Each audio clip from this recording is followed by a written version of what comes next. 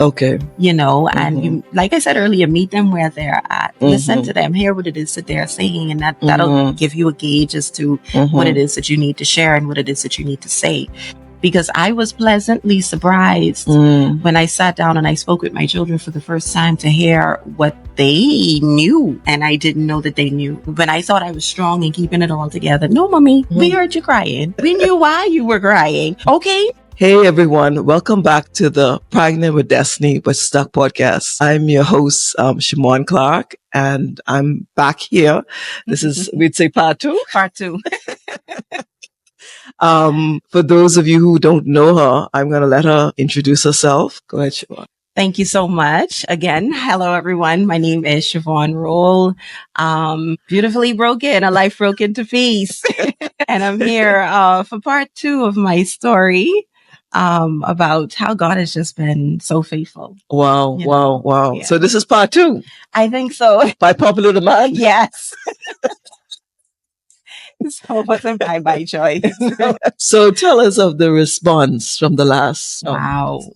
The response from the last recording has truly humbled me. I've had men and women reach out to me, and not just divorcees. I've had married men, married women, people in good marriages, people in marriages that feel alone. I've had some of the married men tell me, thank you for what you said, because it opened my eyes to see where I was going wrong as a husband. I've had wives reach out to me and say, thank you so much, because you're saying what I've been feeling and couldn't express. And then I've had some women that are going through divorce reach out to me and tell me their stories. And I mean, crying on the phone together and just completely humbled by the response, and that little old me was used to be able to reach these people and to let them know, listen, there's light at the end of this tunnel. You're not alone in whatever journey it is that you're walking. There's someone there that understands. And so thank you to everyone that watched, to everyone that shared. I am truly humbled, and thank you so much for your prayers as well, because they've kept me going. Oh, wow. You're almost going to make me cry. I'm trying not to. I brought tissue this time. That's what ministry is all about. Ministry is about serving the people that God called us to serve. Yes. And in that moment, in that recording, you were serving a group of people. Yes. How you feel about that? I had no idea in the moment that that's what was happening. Wow. I was just telling my story and hoping somebody, that it would resonate with somebody. And so to get the response that I got and to hear the stories that I heard, I thank God, thank you, Lord. I'm glad that He saw me fit to be used. Yeah. So based on the response, what do you think are the group of people that God has called you to reach through your story, through your journey? Although I had a variety of persons reach out to me, I can truly say that those women that are in marriages but alone, and those that are walking through divorce or separation, those are the ones that really truly reached out to me. Okay. And I was able to minister to and to just listen to. A lot of people don't need my words. They just need someone to be able to listen. This is what I'm feeling, and so I was able to do that for them. Okay. What do you think they needed from you most? Transparency, honesty, and just a listening ear, really. Because like I said, nobody in this situation wants to feel like they're being judged, because it's not a clear-cut path. It's not a black and white. There are a lot of gray areas. Some things you don't understand. Some days you're a mess. Some days you're okay. Some days you're both, and so just to have someone listen, to that understands what it is that you're going through. I think that was big for a lot of them. Wow. So what's next for Shavone? Is it a book? But what's next? If I hear about this book one more time. A book is next. I actually started working on my book about 2 years ago, and I put it down. Through this experience, I've been urged to pick it back up and to write it. I think at the time when I started writing it, I wasn't healed or at a place of healing that I needed to be at. So it wasn't coming from a place of purity. So now I'm able to look at the situation with a different set of eyes and really write it in a sense where I'm not trying to bash anyone or do anything vindictive, but to truly just tell my story, and hopefully someone will be able to be healed from it. Nice. So I'm in the coach mode now. Okay. I don't like this mode. My friends know when I say that, they know what that means. I think I figured it out. So when is the publication? No, let me put it like this. When is the launch date for this book? Oh God. Okay. So we're doing this. We are now in June. Let's say I'll give myself until the end of the year to complete it. Okay. And then, I started looking into Amazon and the publishing house and that type of thing. So I'll give myself until the end of the year. No, let's be realistic. I'll give myself until the first quarter of next year. Okay. So we're saying March 30th, 2026. Yes. Is the launch date for Beautifully Broken Us, or you haven't gotten the title yet? Beautifully Broken, a life broken to peace. Life broken to peace. Mm-hmm. Yeah. So March, you hear that? On this podcast. I'm lying. Actually, we set the SMART goal. We showed the audience how to set a SMART goal. Okay. Write and publish your book, by March 30th, 2026. All right. It's here. It's not even in black and white, live and in color. So, okay, March 2026. Yes, yeah. March 30th. Sorry, my bad. March 30th, 2026. Okay. Yes. All right. That's one of your SMART goals for 2026. Okay. All right. Yeah. I believe God has used your story to create a platform for you. Yeah. Yeah. And the platform is for ministry. Mm-hmm. When we say ministry, we mean ministry in the Bible means to serve. Yeah. There is a group of women that you're called to serve. Yes. Yeah. And it could be men as well. Huh? Yes. Yeah. In that same situation that you're called to save. That, I always tell people, the people that you can reach, I may not be able to reach. Right. Yeah. Yes. Because of your experience, because of your story. True. Mm-hmm. Yeah. I could teach the greatest lesson, but if I've never walked that walk, then I won't be as effective as you who walk that walk. And so God has given you, through your experience, ministry. How do you feel about that? Humbled. Yeah. Humbled. I'm honored. It gets me emotional. That he trusts me with such a task. Yeah. Not a task, because task makes it sound as though it's something that I, even though I joke about it and say, oh gosh, but I truly am honored. It's a privilege is what it is. Yeah. Yeah. Cause I serve in my church as a pastor. And one of the things that we have as part of our role, ministers, pastors, we serve at the altar when persons come up for prayers. And a lot of times you hear the cry of women going through brokenness in relationship. And they need to know somebody else's understand my pain. Yes. Yeah. Someone understands my journey, and they need to hear that and feel that. Yes. Yeah. And you're doing that through this podcast, and you're doing that through your book that's going to be released. Yes. And I'm glad to be able to be that for someone, because when I was going through what I was going through, I reached out to individuals that I thought would be that for me, and I got nothing. And so to be able now to not be bitter, but to help someone else be better, I embrace it. Yeah, that is powerful. So what else caused you to get stuck in terms of moving forward with your book? What else you think?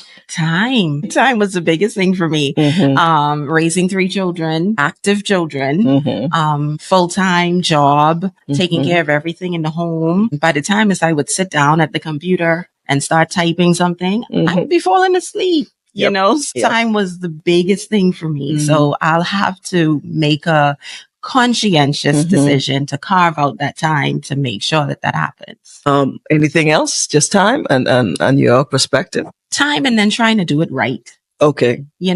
Timing, God's timing. Because I can have all the great ideas in the world, but if it's not the right time, as far as God is concerned, and then the right motive and trying to do it correct. Yeah. Now, I like to challenge people. My coaching team come on again.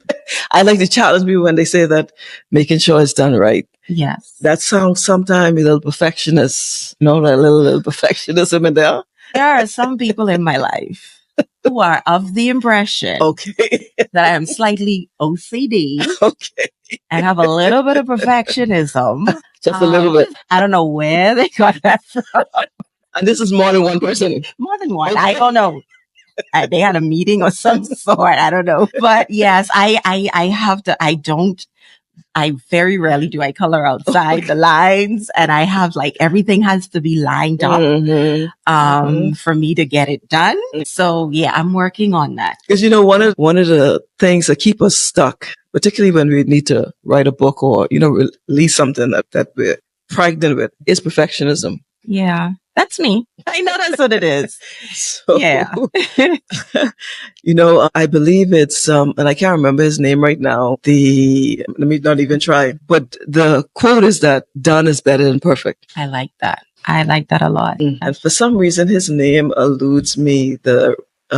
He gives motivational talks to particularly to young people. Okay. He's very good, and that he always teaches that getting it done is better than perfect, because we can spend a lot of energy and a lot of time trying to be perfect. But if we just focus on getting it done. Makes sense. At least we'll have something to now try and perfect. Exactly. Let that go. His name is E.T., Eric Thomas. And I always remind myself, I struggle too with it as well. I always remind myself too that the only perfect person who ever lived was Jesus Christ. Correct. I am not perfect. Correct. And I could try to make it as excellent as possible, but at some point I have to remind myself, done is better than perfect. Get it done. Get it done. That's what I tell myself. I ain't telling you that. And I think too, you also have to remind yourself that, there are women out there, there are women out there who need to hear this story, who need to heal. God is using me through the recording, this platform, as well as a book to reach them. And so I need to reach them. Mm-hmm. This week I was teaching, and this story, the Bible is amazing. You could hear stuff years and years. And the one time you go there, in a time period, like you said. Hey, we're going to get back to our interview, powerful interview in a moment. But I just want to take this moment to remind you to subscribe. What we notice, we have a large number of persons who are watching the episodes but are not subscribing. So please subscribe. Subscribe allows you to get notification of new episodes. And subscribe help us to take the message of this podcast to persons who need it. So we ask you to please subscribe. And not only that, share the episodes, share the interviews, share, make a comment if you feel inspired by what was said in the interviews and into the session. Please make a comment as well. So thank you so much. And so we go back to our session. Right time. Mm-hmm. It speaks to you in a different way. Yeah. The Holy Spirit inspired me to teach on Mephibosheth. He was the son of Jonathan, who's the son of Saul. It's in 2 Samuel 4:9. When his father and his grandfather died in battle, his nurse, usually in their culture, when a king and his son die, there's chaos. There's a power struggle. Mm-hmm. There's people trying to take over. And in her haste to protect him, to get him to safety, he's dropped. And him getting dropped, or him being dropped, he gets crippled for life. Right. And, as I was thinking through that, this thought and even studying through the thought came, even we discussed it in the Bible study, that some people in your life, they mean you good. Their intention is good, but in the process, they drop you. They didn't intend to do it. They're so focused on, protecting you and getting you to safety and taking care of you. But in the process, you're dropped. And, I like to apply the Bible. For me, it spoke to me like this. We indicated my story is similar to yours, but it spoke to me like this. When I was going through the challenges of the marriage, I'm like the nurse. I'm trying to make sure that the bills were paid. I'm trying to make sure everything was taken care of with the home. I'm trying to make sure the school fees were done. I'm trying to make sure the kids get to school. I'm trying to make sure this and that is done. But in the process, my kids were dropped. And when they were dropped, like with Mephibosheth, he encountered a lot of issues. Yeah. And the same thing applies in my case. When you go through a situation like that, our kids and my kids were taken care of financially, all that stuff, but emotionally, I didn't focus, or I was in my haste, I didn't focus on them emotionally. And as a result, they encountered a lot of challenges, like Mephibosheth when he was in Lodabar for all those years. So let's talk about the kids in a relationship. And sometimes, like in that story, the intention of the parents is not necessarily bad. Right. So let's talk about that. Okay. So I have 3 children, my son and 2 daughters, and they are my entire world. Throughout this entire process, I sacrificed a lot to make sure that they were okay. I saw a photo one time on social media of a mom hovering over her son as he was playing with his toys. And she had darts, fiery darts just coming at her and just like piercing her in the back. All along, the son is just playing and he has no idea all of this is going on. And when I saw that, I just burst into tears because I was like, this is what I've been for these last few years, like protecting these children from everything that's going on out there so that they don't know. And in doing that, though, I didn't give them enough credit to actually let them in on certain things because they're actually smarter than I thought. And they actually knew a lot more than I expected. And so I had to evolve as a mother during this process as well, not just as a woman, not just as a minister, but as a mother, and to learn my children. I counsel children for a living. I've done it for 16, 17 years in the educational system. And nothing that I've learned in that situation prepared me for how I was going to encounter certain things with my children. So I'm still learning. I really am. But I try to have an open door policy with my children where they can come and talk to me and let me know what's going on, let me know what they're feeling. And I not judge, listen, correct where necessary. But I hear them out, even if that means they're telling me, now, listen, mommy, you need to get it together. I welcome that. Yeah. You know, I welcome that because they're actually going through this journey as well. And I think we forget that as adults. Oh, yeah.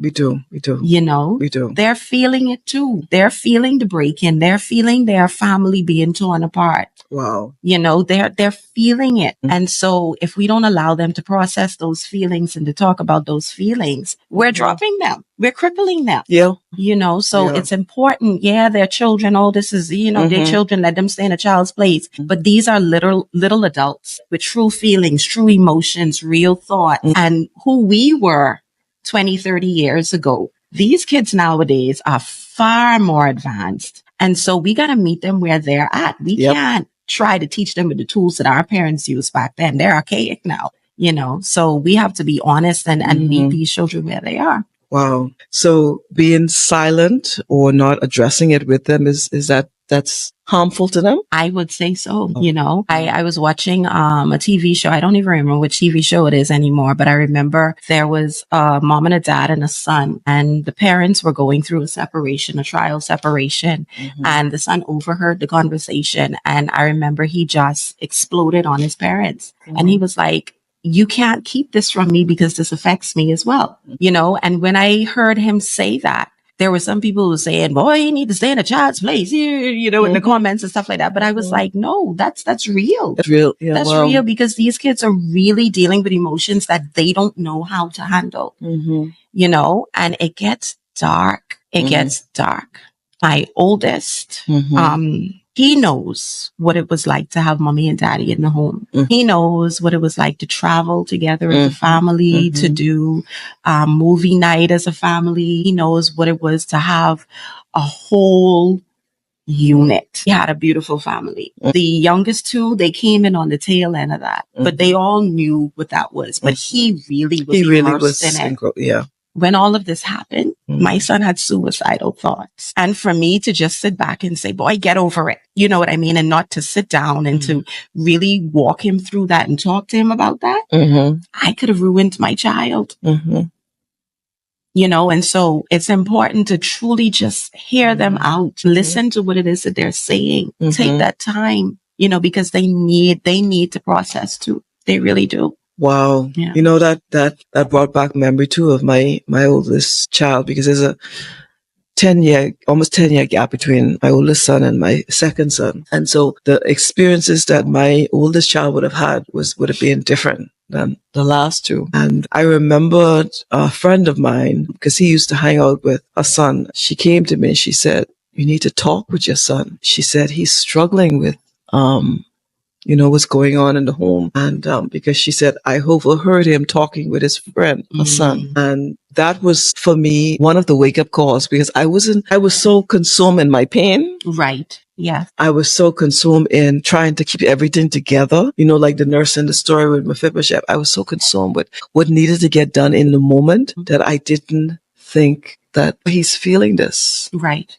He's struggling with this too. Right. But how much, and I think one of the things I did was I overshared, or I shared in my pain, or I shared in my frustration. How should we share though with our children when they are in that moment? How and how much? And how much, yes. Because I think I shared in pain, and I shared in my anger and my unforgiveness. I think we all have those moments, because there were moments when I too shared in pain and anger. And I later had to go back and say, listen, scratch that. I didn't really mean that. He's not a horrible person, and so I think you let them lead. Okay. And you, like I said earlier, meet them where they're at. Listen to them, hear what it is that they're saying, and that'll give you a gauge as to what it is that you need to share and what it is that you need to say. Because I was pleasantly surprised when I sat down and I spoke with my children for the first time to hear what they knew, and I didn't know that they knew. When I thought I was strong in keeping it all together, no, mommy, we heard you crying. We knew why you were crying. Okay, all right, so let's talk about it. What did you hear? What did you know? And so we were able to walk through it like that, and I was, it felt freeing for me, and I was able to hear them and see them and understand why they did certain things. And a lot of times when our children are acting out, it's not because they're rude or, we could blame a lot of stuff on social media and friends and all of these types of things. But these children literally have things on the inside that they're trying to work through and don't know how to work through it. And they're just crying out for us as their parents just to hear them. Wow. Wow. And so I try my endeavor best to make sure that I hear my children. My son now, when I pick him up first for school, he can't wait to get in the car because he's telling me everything before his sisters get in the car, So I try to give them all that personal time. Okay. And that is important because sometimes they don't want to say things in the front of their sibling. Sometimes they just want it to be one-on-one, and so I make sure I carve out time for each one of my children. And this is, my youngest was having a bad day at school one day. I picked her up. I dropped off the older two at the pool a little early. And I said, okay, you'll stay with me today. And we went to Williamstown Beach. We had an ice cream cone. And she said, to this day, that was last year, to this day, mommy, we could do that again. So meet them where they're at, hear them out, let them guide, and then you just fill in the spaces. Wow. There may be other women, other parents with your similar journey. So how did you navigate or help your son with the suicidal thoughts? How did you help him walk through that or heal from that? I remember the night when I found out what was going on, he had logged into my phone for something. And so when I went onto Google, I could see all of his searches and I woke him up. He was sleeping and I just showed it to him. I didn't shout. I didn't scream. I didn't do it. I just showed him the phone and he just pitched up and he burst into tears and he flew into my arms and he said, Mommy, I'm so sorry. I don't want to do this. I don't want to do it. I really don't, but I'm so sorry. And I just sat in the sofa and I put his head on my lap and I just rubbed him and I prayed for him. And I said, I'm not angry. I am not angry. I said, tell me what happened. Why is this happening? And he was able, at first he couldn't really express it, but I just literally sat there and I just rubbed him and I prayed and I silently cried. And I just gave him time. And eventually he felt comfortable enough to just tell me, listen, I just feel like it's my fault. Wow. What that did to me, I had to take that pressure off of my child. I had to take that load off of my child in that moment. This is not your fault.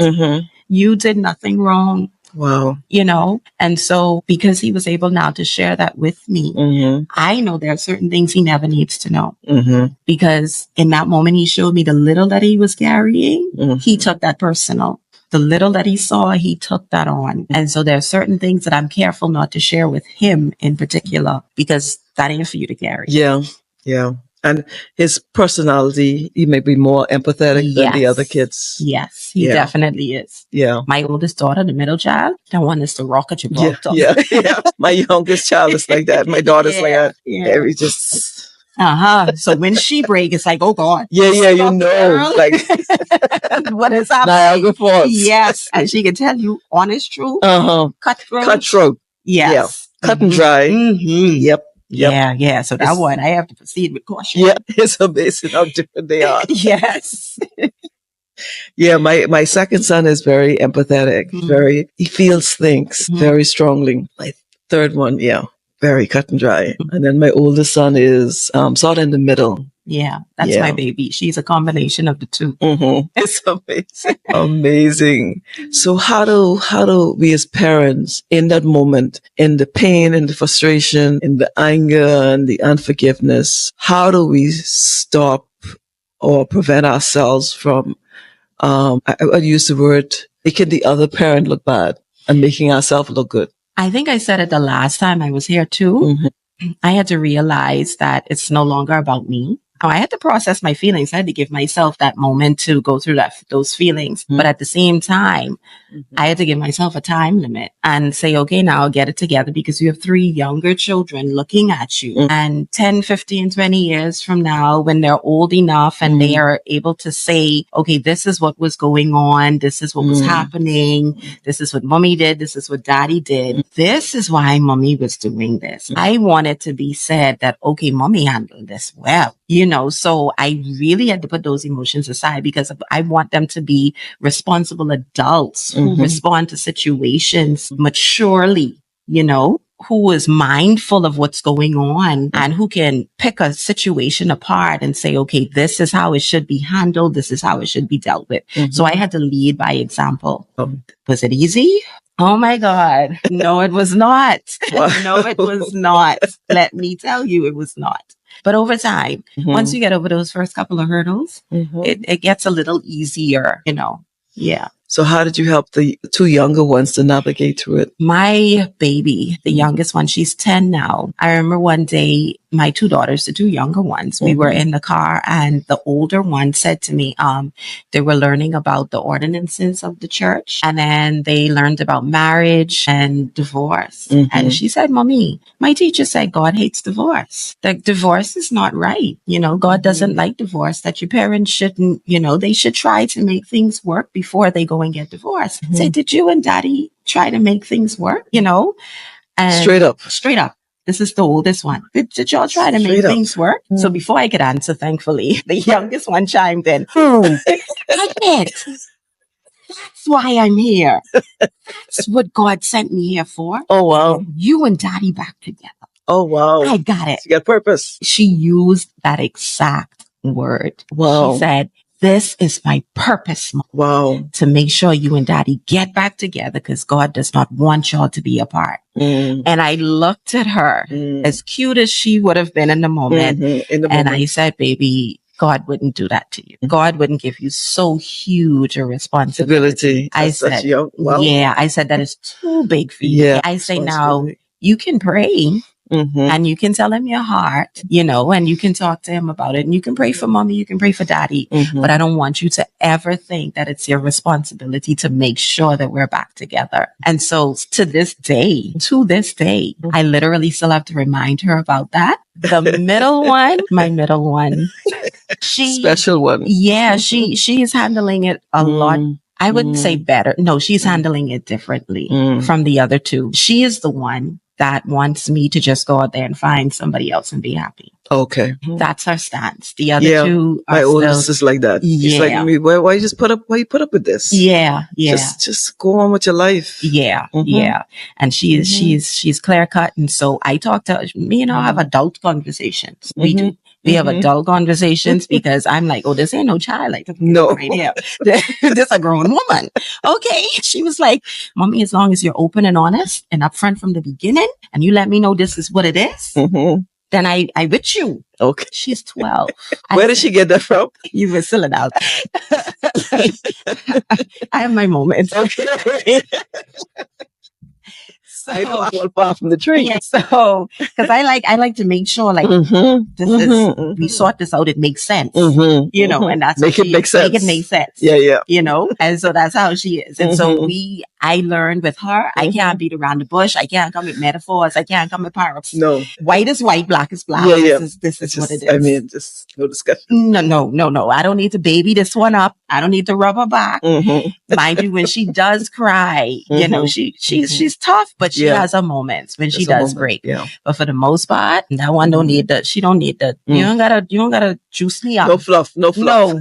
Let's get straight to the point. So yeah. Wow, it's amazing. Yes. Wow. So what do you say to the woman who, you know, hasn't taken the time to sit or observe or hear her children, each of them, and she's looking back now? What do you say to her now? It's not too late, first of all. And what I wanted to say this earlier too. There's no age limit on the child that is affected by divorce. They could be a 6-year-old or a 60-year-old. Wow. As long as their parents are going through something that shifts their entire world, that's going to affect them in some way, shape, or form. And so they're always going to be affected by it. And so pretending like they're not doesn't help the situation.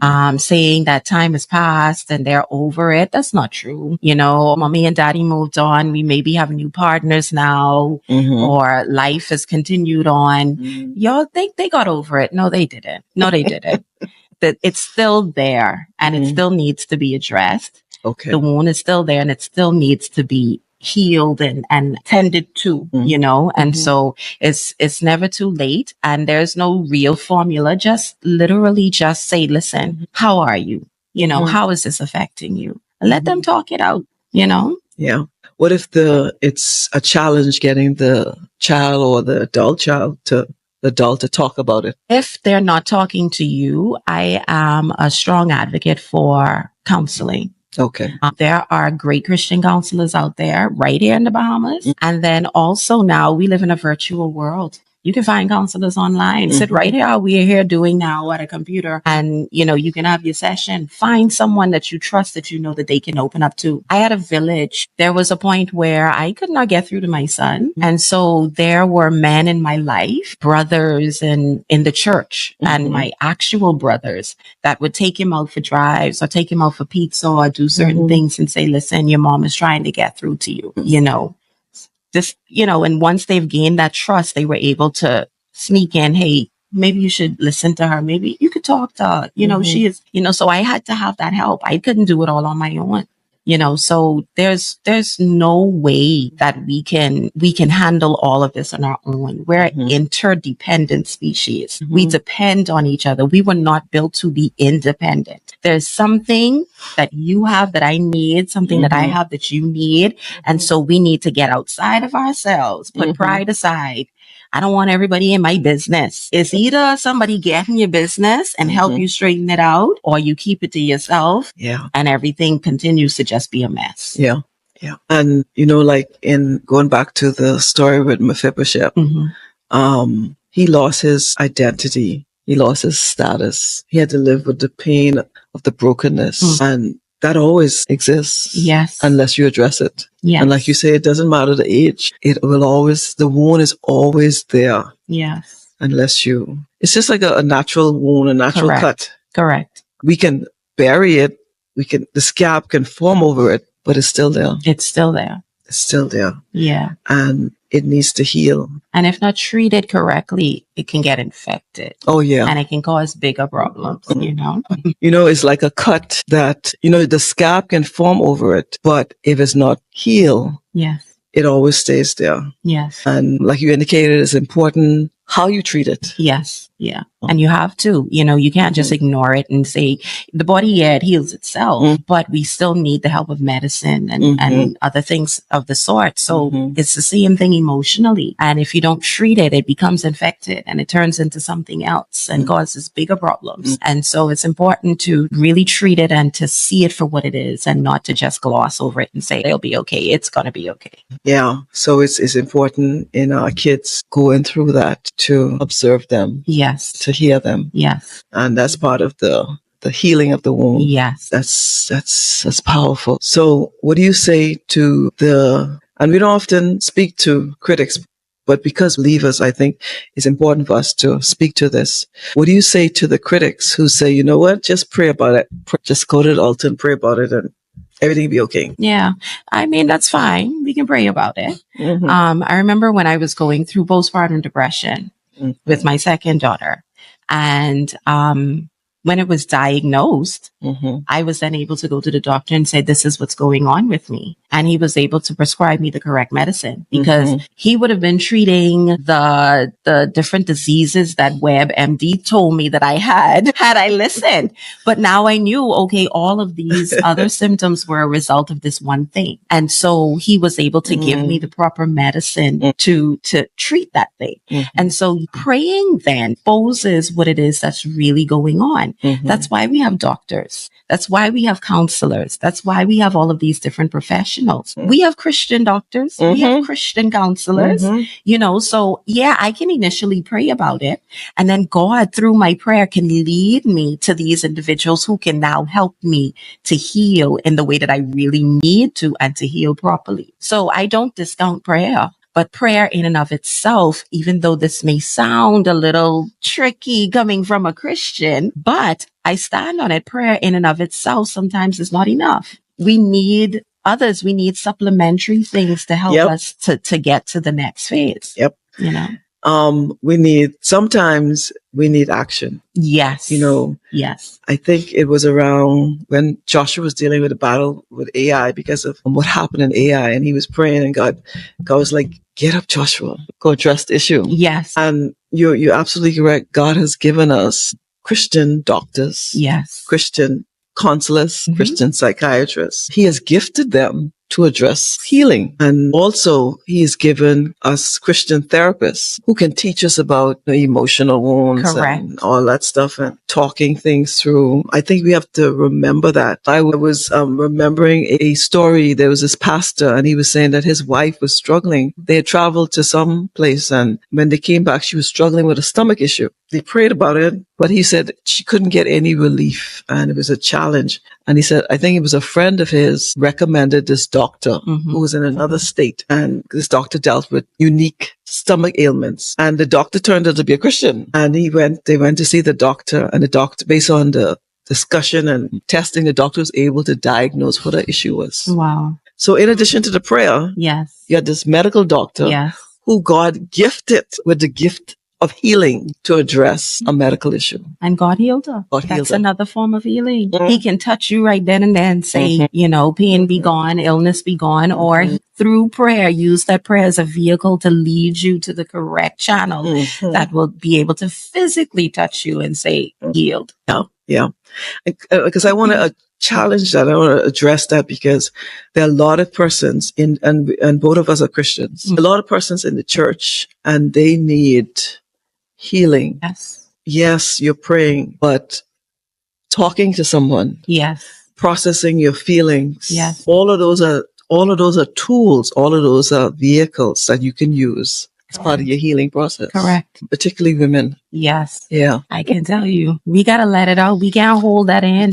You know, trying to carry all of that is detrimental to your health. You cannot hold it in. No. You can't. It's time to release that. It's time to heal, because you never know by not addressing it how that's impacting your children. Or what it will lead to down the road. It's sitting in there. Didn't go anywhere. And it's going to show up someday. It's like a volcano. It has to come out. It's a wound is not healed. So I remember, you know, you talk about infection, that the wound, if you don't address it, it will get infected. And the infection comes out in messy and ugly ways. It does. It sure does. The infection is worse than the wound. And so a lot of women, a lot of men and women, these situations that we've gone through and talk about, are dealing now with the infection because the wounds were never addressed. Yes. And then now we're lashing out at our kids. I've had those moments, you know, because now I'm taking things out on them that I didn't process properly, you know, and we're acting out of character, and people are trying to figure out what's going on with that one, you know, but it's because you didn't address the thing in the moment. You let it fester, you let it continue on, and now it's going to just show up and embarrass you sometimes, cause further pain, unnecessary pain, and hurt those around you. And we tend to hurt those closest to us most often. And so, you know, those that are loving us and wanting to see us whole, we end up hurting them the most. We do. And we need healing. Yes. We need healing. And you know, I go back to that biblical illustration. David restored, or he helped Mephibosheth to heal. You know, he called him out of where he was located. He gave him a seat at his table. He restored him the property that was belonged to his grandfather. He changed his status. And you know, the same thing can happen to women and men in this situation. God is a God of restoration. Yes, he is. Yes, he is. And he restores well. May not look like what we thought, what we wanted, but he knows so much better. And so when we just let him do the work, what he does is well done. What he does, it's well. Oh man, he's the God of restoration. He is. Yes. I was always told by people, you have such a beautiful smile. There was a period in time when I couldn't smile. I didn't, what am I smiling for? Exactly. You know, but he restored my smile. As simple as that, you know? And so as often as I can, I try to laugh. I try to smile, you know, to giggle, you know, because even that is ministry. You know, how many people have come to me, oh, to see you laughing and to see you smiling is so inspiring to me. Okay, well, I need to do this a little bit more, you know? So he truly restores when we give it all to him, and when we're truthful about what it is that we are giving to him, you know, and not holding back some of it. We have this thing where we say, God, hold this for me for a second. Let me go.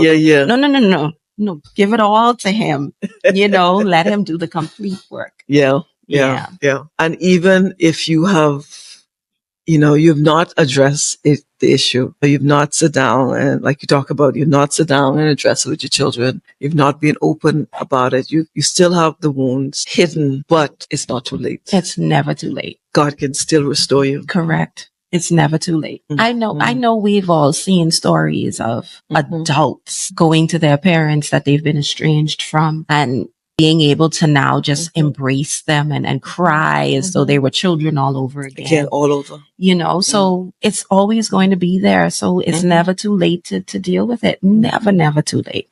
Never too late. Yeah. He's the God of restoration. And what I love about God, not only does he restore, but he redeems the time. Oh, wow. You know, he redeems the time. Like, I don't care if 20, 30 years have passed.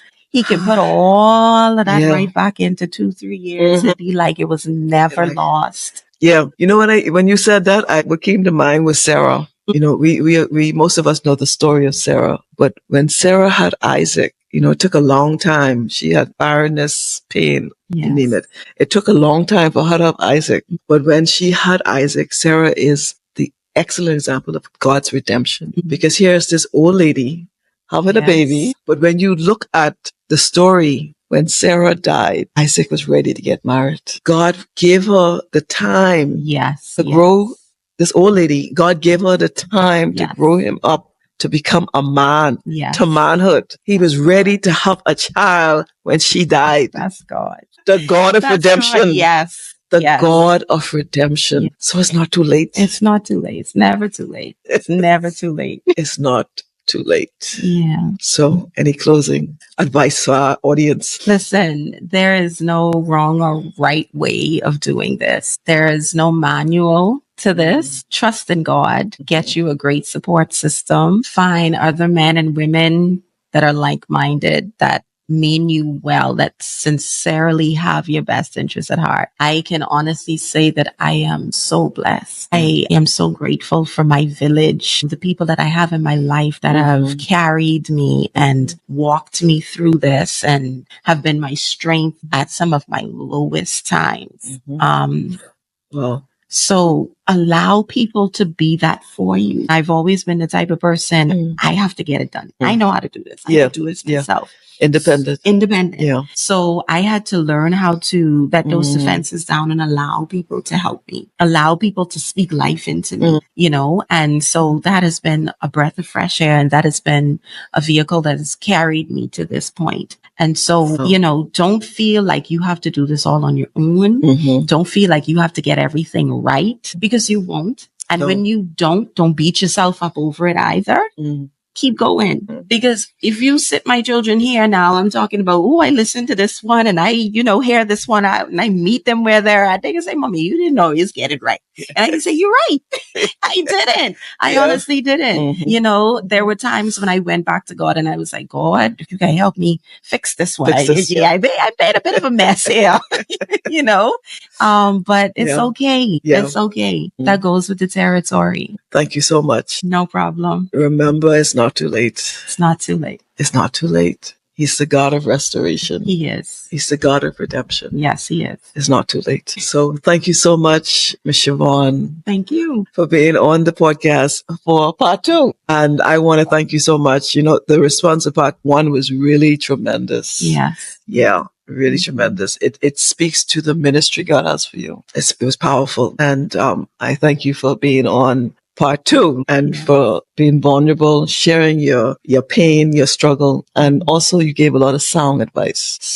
Because I wish, not necessarily, I don't like to use the word wish, but I would have wanted to have heard someone like you when I was going through. And, I'm not a person of fluff. I would have wanted to have heard someone say to me, stop and listen to your children, because I didn't do that well. They were dropped. I didn't do that well. And they suffered a lot of negative consequences because of wounds. Yeah. Wounds that were never addressed, because I was consumed with making sure the mortgage was paid, making sure the bills were covered, making sure the school fees were taken care of, making sure things that were failing as a result of the brokenness of the marriage and the home. I was trying to mend those things, but in the process, they were dropped. I would have wanted to have someone like you with your story to show me and teach me about wounds, teach me about talking to my children, about hearing their heartbeat. I would have wanted that. Yeah. I got a lot of advice on this and that, but I would have wanted someone who went through it. Yes. Who understood my pain. I would have wanted that. And so you're being that for other women now. God is using you. God has given you a ministry. I asked her this at the beginning of 2025. I wasn't expecting this ministry, but okay, God, I see you. I see you. Yeah, the response was, I was like, yeah, I was too.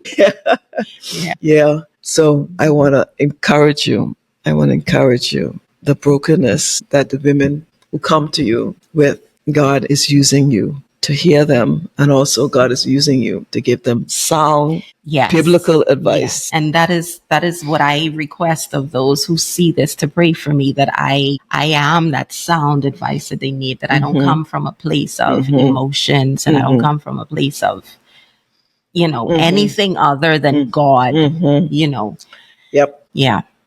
Because I could tell you, in those moments you need sound. You do.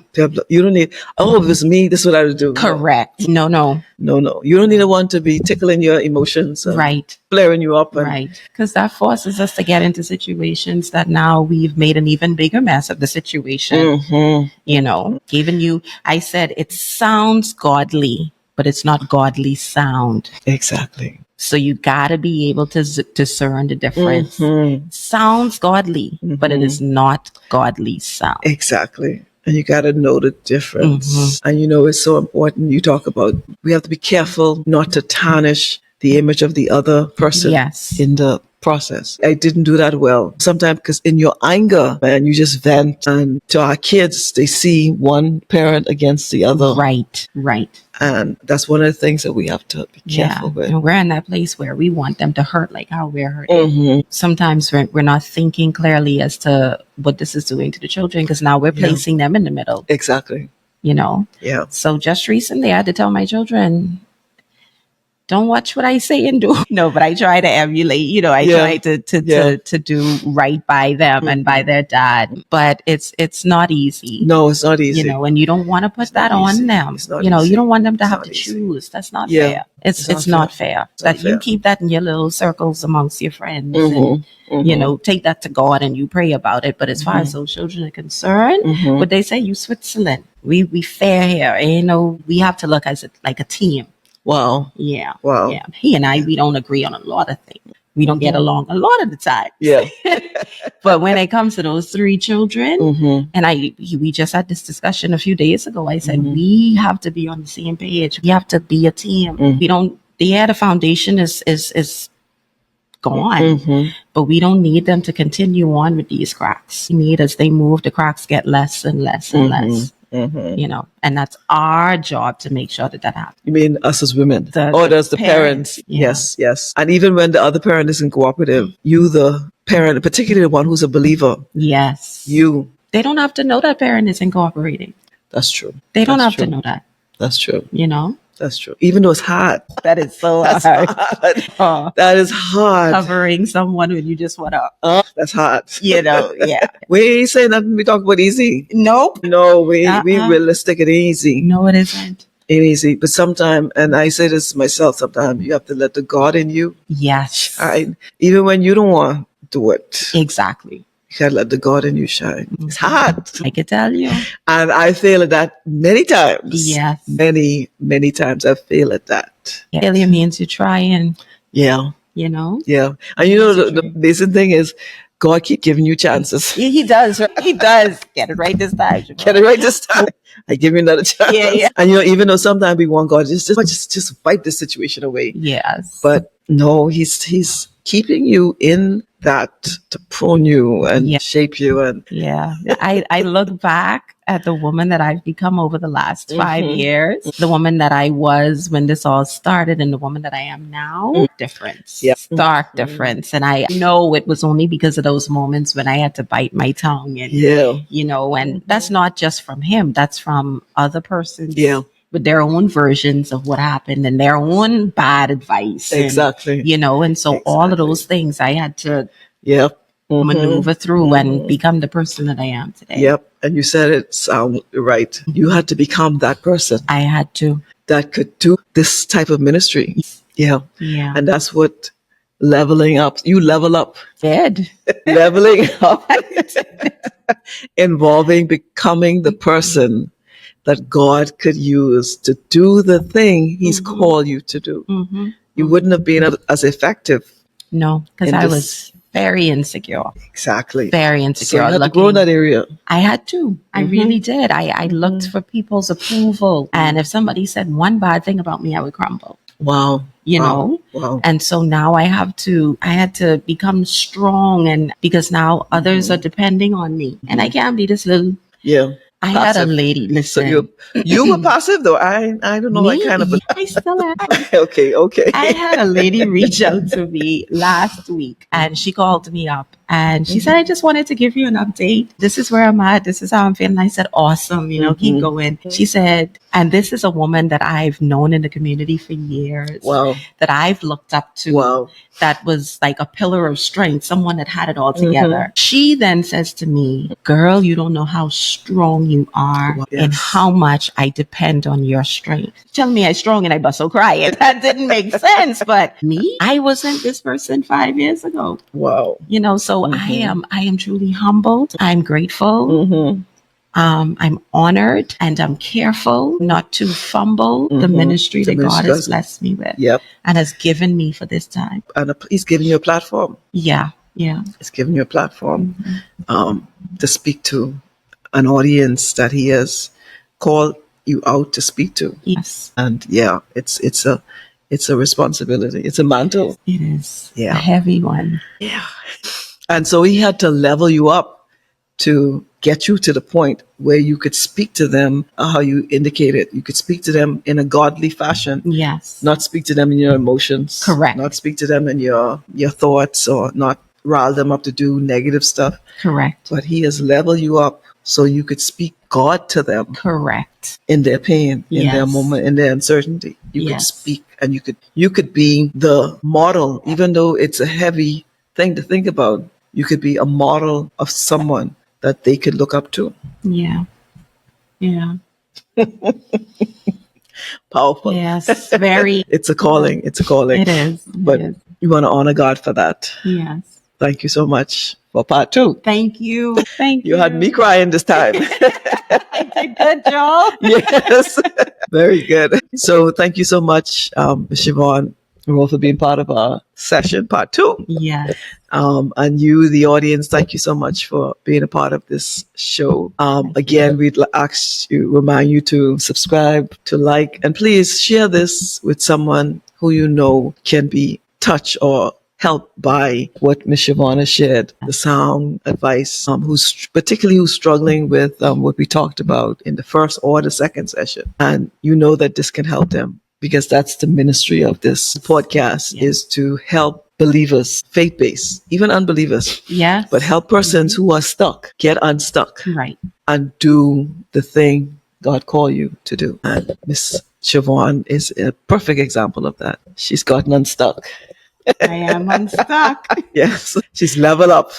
Oh man, she is doing awesome work in the kingdom. So we honor God for that. Thank you. We honor God for that. And we expect to see the book. Yes, March 30th, 2026. There you go. I have it all planned out. I do. Excellent. Excellent. So thank you so much for being part of the podcast. We're on YouTube, Apple, Spotify, all of the major podcasts. Thank you so much for being part of our session. Thank you. Thank you, Ms. Rolle. Thank you. Thank you. Bye now.